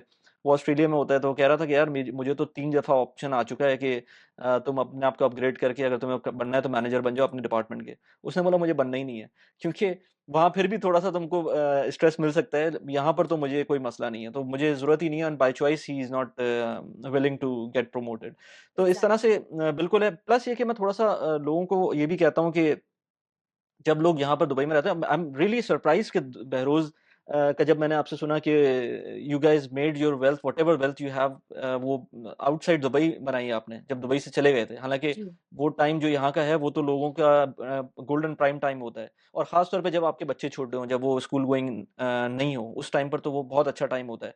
क्योंकि मैं सबको यहाँ पर ये बोलता हूँ कि अगर आपकी अच्छी सैलरी है, तो आप ये समझें कि आपके पास आपकी सैलरी कट डाउन हो गई है, लेट्स से ऑलमोस्ट 45%, क्योंकि किसी भी मुल्क आप जाएँगे और इस तरह की सैलरी मिल रही होगी, तो 40-45% के करीब आपको टैक्स लगेगा, अगर आप अच्छे टैक्स ब्रैकेट के अंदर हैं। तो अगर और उसके बाद भी जो लोग वहाँ पर, लेट्स से कनाडा में किसी को 45% टैक्स लग रहा है, तो उसके बाद भी वो कुछ ना कुछ तो सेव कर रहा है। तो आप अगर दुबई में रहते हुए 100% आपको सैलरी मिल रही है, और उसके बाद या इनकम आपकी 100% है, और उसके बाद भी आप, और आपको बेनिफिट्स भी मिले हुए हैं, और उसके बाद भी आप पे टू पेचेक रह रहे हैं, तो ये एक बहुत बड़ा क्वेश्चन मार्क है आपके लाइफ़स्टाइल के ऊपर और आपकी एक्यूमेन के ऊपर, कि आप क्या सोच के, क्या करके अपनी ज़िंदगी के साथ कर क्या रहे हैं। क्योंकि अगर आप उसी पैसों को सिर्फ़ ये सोच लें कि मुझे टैक्स देना है और गवर्नमेंट को नहीं देना है, अपने आप को देना है, और उसको कहीं न कहीं इन्वेस्ट करें, सेव करें, तो आप ऑटोमैटिकली जो है वो एक बेहतर पोज़ीशन पे पहुँच जाएँगे, और ये जो पैसों का होना ही एक रीअश्योरिंग एक थॉट होती है कि भई हमें पता है कि चलो कुछ ना कुछ तो मौजूद है। आई एम रियली सरप्राइज़ कि लोग जो हैं वो अच्छी-अच्छी पोज़ीशंस पे रहते हुए कुछ नहीं करते। मैं ख़ैर अपने चैनल के ऊपर बहुत बात करता हूँ इस बारे में कि ऐसे मैंने बहुत सारे लोग देखे हैं जो 50, 60, 70 हज़ार दिरहम की सैलरीज़ होने के बावजूद 15 साल बाद दे लुक बैक और पता चलता है कुछ भी नहीं है हाथ में, या थोड़ा बहुत जो है वो कुछ उसका कोई फ़ायदा नहीं था एज़ सच, जिस लेवल पे वो पहुँच गए थे। तो और इसका मुझे लगता है एक बात ये भी है, पेनी वाइज़ पाउंड फुलिश हैं लोग। A lot of times right, बिल्कुल। Saving in the wrong, like saving आप उधर कर रहे हैं जहाँ पे आप बहुत मामूली सी रकम बचा रहे हैं। लेकिन आप वो जो बड़े डिसीज़न्स हैं, उनमें आप हुँ, जहाँ आपको सेव करना चाहिए, वहाँ आप कर नहीं रहे हैं। तो again I would completely agree with you कि ये पर्सनल फाइनेंस है। I think this is something that you can, even if you are living completely tax free, और कहीं भी आप दुनिया में, आप दुबई में भी हो या मिडल ईस्ट में, सऊदी में हो, कहीं भी अगर आपकी स्पेंडिंग पैटर्न ऐसा है कि जो हुँ, आपके जो आप बना रहे हैं उससे ज़्यादा है, यानी spending, if you are spending more than what you are making, तो I think there is a big divide. तो एक जो चीज़ मैं बोली यहाँ पे, क्योंकि अब रमज़ान आने भी वाला है, तो उस पर्सपेक्टिव से हर साल हम ये डिस्कशन करते हैं और याद आता है, बहुत ज़्यादा दुबई याद आता है, और उस टाइम पे वाक़ई में फ़ील भी होता है कि कितनी अच्छी थी लाइफ़ जब दुबई में थे, या जो लोग मिडल ईस्ट में हैं वो भी इस बात से सहमत होंगे। और मैं अब यहाँ पे बताती चलूँ कि why not Pakistan, because Pakistan में एक तो रमज़ान में, सॉरी टू से, बहुत अफ़रा-तफ़री होती है और बहुत ही मारा-मारी होती है। मतलब इफ्तार के टाइम पे people are just going crazy, तो वो ऑल्दो फीलिंग है, लेकिन वो उस तरह की नहीं है जैसे कि दुबई में आपको एक रमज़ान का जो मज़ा आता है ना, कि आपके पास एक सब तौर टाइम होता है। तरीके तमीज़ हुँ, से वैसे ही लोग चल रहे होते हैं, और टाइमिंग्स कम हो जाती हैं वर्क प्लेस की। वो जो सबसे बड़ा बेनिफिट आपको मिलता है कि आपको रोज़े में जो है वो आप जल्दी घर जा सकते हैं, और आपके आवर्स जो है वो कम हो जाते हैं। नॉर्थ अमेरिका में ये है कि if you are open about it, और आप अगर बात करते हैं अपने वर्क प्लेस पे कि यू आर फास्टिंग, तो आप ऑब्वियसली आपको थोड़ा-सा रिलैक्सेशन मिल जाती है, लेकिन obviously you can not just leave the work and walk away, क्योंकि आप एक वाहिद हैं जो कि प्रॉपर्ली यू आर फास्टिंग। लेकिन दुबई में तो ये है ही नहीं ना, आप समझें कि वो महीना इतना अच्छा होता है कि आप इबादत भी कर सकते हैं, आप रोज़े भी रख सकते हैं, आप सब कर सकते हैं बड़े सुकून के साथ। तो वो चीज़ हम बहुत मिस करते हैं। अज़ान की आवाज़ बहुत मिस करते हैं, क्योंकि मॉल में जब मैं घूम रही थी तो मुझे वो जैसे ही अज़ान शुरू हुई तो बड़ा अच्छा लगा, जो कि इस तरह सुनने को मिलती ही नहीं है अज़ान। तो वो सारा जो एलिमेंट है ना, I think for especially Muslims who are moving out of the Middle East, ये एक वो चीज़ है, ये गैप तो आई थिंक कभी पूरा हो ही नहीं सकता नॉर्थ अमेरिका में। चाहे आप बिल्कुल, कहीं बिल्कुल। किसी पॉकेट में भी रह रहे हो, ह्यूस्टन में भी रह रहे हो जहाँ सबसे ज़्यादा देसी पॉपुलेशन एग्ज़िस्ट करती है। इवन कनाडा में भी जो ज़्यादातर आपकी जहाँ मिसिसागा या ऐसी ओंटारियो में जगहें हैं जहाँ बहुत ज़्यादा देसी पॉपुलेशन है, वहाँ भी आपको वो फीलिंग नहीं आती रमज़ान में जो कि आपको मिडल ईस्ट में आती है। तो ये हम बहुत मिस करते हैं। नहीं, बिल्कुल ऐसे ही है, जैसे हम बात कर रहे थे कि मैटरनिटी लीव मैं अभी तक हैरान हूँ कि 18 महीने की मुझे आइडिया था, लेकिन मुझे नहीं पता था कि 18 मंथ्स तक एक्सटेंड हो सकती है। लेकिन of course at the same time जब रमज़ान आते हैं और यहाँ पर रिलैक्स्ड एनवायरनमेंट होता है, और ऑल्दो कि अब उतना रिलैक्स नहीं रहे, लेकिन एटलीस्ट कहने को वो ऑफ़िस आवर्स कम हो जाते हैं, और उसके बाद आप एटलीस्ट ऑफ़िस आवर और सबके लिए कम होते हैं। ऐसा नहीं है कि वो जी। किसी एक क्लास के लिए कम हो रहे हैं, वो सबके लिए कम हो जाते हैं। तो वो नज़र आना शुरू हो जाता है कि बिल्कुल ट्रैफ़िक ख़त्म हो जाती है इफ्तार के टाइम पर। वो सारी चीज़ें, फिर ईद की छुट्टियाँ मिलती हैं आपको, मतलब लंबी छुट्टियाँ हो सकती हैं, ईद ब्रेक 1-1 हफ़्ते की हो सकती है, जो कि क्रिसमस वहाँ पर शायद 1 हफ़्ते की हो, लेकिन यहाँ पर 2 ईदें कभी-कभी 1-1 हफ़्ते की ईद ब्रेक मिल सकती है, और छुट्टियाँ ज़्यादा होती हैं यहाँ पर। ये भी एक पॉइंट है, क्योंकि नॉर्थ अमेरिका में 14 छुट्टियाँ होती हैं, आई थिंक 14 डेज़ की अच्छा, एनुअल इसमें मैं लीव्स आपको होती हैं। थोड़ा-सा बता दूँ कि कनाडा जो है इस मामले में बहुत अच्छा है। कनाडा में बहुत ज़्यादा आपको हॉलिडेज़ मिलती हैं। आई डोंट नो टोटल कितनी है, लेकिन फैमिली डे होता है जिसका कि मैंने कभी कॉन्सेप्ट कहीं और सुना ही नहीं था कि फैमिली डे उन्होंने ख़ास एक दिन छुट्टी दी आपको, सिर्फ़ ये कि आप अपनी फैमिली के साथ वो दिन स्पेंड करें, अच्छा! उसको कहते हैं अच्छा, फैमिली अच्छा। डे। जी। तो अच्छा, ये मुझे अच्छा। यूएस आके भी लोगों ने काफ़ी, क्योंकि यूएस में बाय द वे छुट्टियाँ बहुत कम हैं। So it's a very comparative culture compare to Canada. और हुँ। छुट्टियाँ वगैरह आपको उतनी नहीं मिलती जितनी कनाडा में है। कनाडा में वो वेटरन्स डे उनका होता है, जो बेसिकली उनके आर्मी में जैसे जो लोग हैं, या मिलिट्री में जो उनके वेटरन्स जिनको हम कहते हैं, उनकी सैक्रिफाइसेस को वो सेलिब्रेट करते हैं, जो हमारे यहाँ प्रोबेबली पाकिस्तान में 6 सितंबर होता यहाँ है। पर भी होता है, यूएई में भी होता है, एग्ज़ैक्टली। वो आई थिंक नवंबर नवंबर के में एंड में होता है, होता है। बिल्कुल। और हाँ, इंडिपेंडेंस डे के शायद आस-पास होता है वो। पीछे तो होता है, उससे पहले होता है, जी, बिल्कुल। उससे पहले हुँ। होता है। तो वो यहाँ पे है। फैमिली डे तो मैंने इसलिए मेंशन किया बिकॉज़ ये एक बड़ी एक अच्छी चीज़ थी हम लोगों के लिए टू एक्सपीरियंस दैट, कि एक दिन मिलता है ख़ास आपको सिर्फ़ इसलिए कि यू डू एनीथिंग और एवरीथिंग विद योर फैमिली। तो वो कहलाता ही फैमिली डे है। तो छुट्टियाँ हैं, मगर उस तरह से अगेन नहीं है जैसे आपको ईद की एक छुट्टी मिल जाती है, दोनों ईदों पे, बड़ी ईद पे, छोटी ईद पे, मिडल ईद हुँ, पे, वो आपको यहाँ पे नहीं मिलती, आपको लेनी पड़ती है अपनी हुँ, हुँ। पेड टाइम ऑफ में से। नहीं, बिल्कुल, बिल्कुल आप सही कह रही हैं। ये चीज़ें प प्लस एंड माइनस दोनों हैं अपनी जगह पर, और मैं अक्सर लोगों से कंसल्टेंसी कॉल्स पे भी यही बात करता हूँ कि इट ऑल डिपेंड्स कि आप क्या एक्सपेक्टेशन लेके आ रहे हैं, आ रहे हैं या जा रहे हैं। क्योंकि एक्सपेक्टेशंस सेटिंग जो है वो बहुत इम्पोर्टेंट है, आपके अपने लिए भी और फैमिली के लिए भी। क्योंकि बहुत सारी चीज़ें ऐसी होती हैं जो कि लोगों को नहीं पता होती। बाय द वे, मैं इस पॉडकास्ट से पहले मैं ये सोच रहा था कि जो चीज़ें मैं बात करने जा रहा हूँ इस पॉडकास्ट में, ये सारी चीज़ें हमने की हुई भी हैं, और एटलीस्ट जो लोग दुबई में रहते हैं, उनको पता है कि उनका रीज़न क्या होगा मूव करने का। लेकिन फिर एट द सेम टाइम मुझे फिर ये भी ख़्याल आया कि बहुत सारे लोग दुबई आना चाह रहे हैं, और बहुत सारे लोग ना सिर्फ़ पाकिस्तान, इंडिया से, बल्कि वो लोग कनाडा, यूके, इवन मैं कुछ इंक्वायरीज़ यूएस से भी देखता हूँ, फिर ऑस्ट्रेलिया से, इस तरह के यूरोप से भी। बहुत सारे लोग वहाँ से आना चाह रहे हैं, और बहुत बेसिक चीज़ें उनको नहीं पता। जैसे मुझे अभी एक कॉल के ऊपर किसी ने कहा था कि यार, मैंने सुना है वहाँ पर बड़ा मतलब बिहेवियर बहुत अजीब-सा होता है लोकल्स का अगेंस्ट जो एक्सपैट्स होते हैं, और आपको रोड रेज भी मिलता है, रोड पे आपको आपके साथ कुछ भी हो सकता है। मैंने कहा यार, ऐसा कुछ भी नहीं है। मतलब शायद दुबई में जो है ना, लोगों के पास कॉन्सेप्ट उस तरह का है ही नहीं। मैंने एज़ आई सेड बिफोर के कुछ लोगों ने आज तक दुबई देखा ही नहीं है। तो वो अपना पर्सपेक्टिव बना के बैठे हुए होते हैं कि मैंने उनको यही बोला कि यार, आपका रोड पे अगर एक्सीडेंट होता है ना, तो दुबई में आपको ये नहीं देखा जाएगा कि वो सामने वाला लोकल है या किसकी गलती है और किसकी नहीं है। वो फिर जिस तरह से भी उसको टैकल करना होगा, वो लॉ उसको उसी तरह से टैकल करेगा। तो ये एक अच्छी बात है कि आपको ये नहीं देखा जाएगा कि आपकी फाइनेंशियल स्टेटस क्या है, या आपकी नेशनैलिटी क्या है। चाहे आप गोरे हों, चाहे आप ब्राउन हों, चाहे आप लोकल हों, वो उस चीज़ को मैटर नहीं करता, और इसी वजह से दुबई एक ब्रांड बना है। तो लेकिन ऑफ़ कोर्स अपने पॉज़िटिव नेगेटिव्स हर चीज़ के साथ मौजूद हैं ये सारी चीज़ें, और जिसको जहाँ भी मूव करना है, वो अपने एक्सपेक्टेशन सेट करके मूव हो। बाकी आखिर में अगर आप कुछ कहना चाहें? मैं बस यही कहूँगी कि देखें, जो आज कन्वर्सेशन हुई है, जो मैंने आपसे की है, ये मेरी अपनी पर्सनल आप एक तरह की आपसे कह सकते हो ओपिनियन है और स्टोरी है। It could totally be different from somebody else's experience hmm, and again motivations. मैं आज I will move in a heartbeat to Dubai और Middle East if I did not have children. तो मेरा और बहरोज़ का अक्सर ये होता है कि हम मूव हो जाते अगर बच्चे नहीं होते। तो हमारी मेन मोटिवेशन ये थी मूव होने की भी, वो यही थी कि बच्चों को we wanted to give them permanency, कि कहीं एक जगह जहाँ वो परमानेंटली अपने घर कह सकें। नॉर्थ अमेरिका में अगर वो पढ़ने जाएँगे तो इवेंचुअली घर कहलाएगा वो, तो हम भी उनके साथ हों, पास हों, वर्सेस के आपने बच्चों को भेज दिया और खुद आप पाकिस्तान में या मिडल ईस्ट में हैं, तो हमारे लिए वो प्रॉक्सिमिटी बच्चों के साथ होना is the most important thing. अगर आज बच्चे इक्वेशन में नहीं होते तो yes, we would have definitely moved anywhere we wanted, and Dubai was obviously an open option.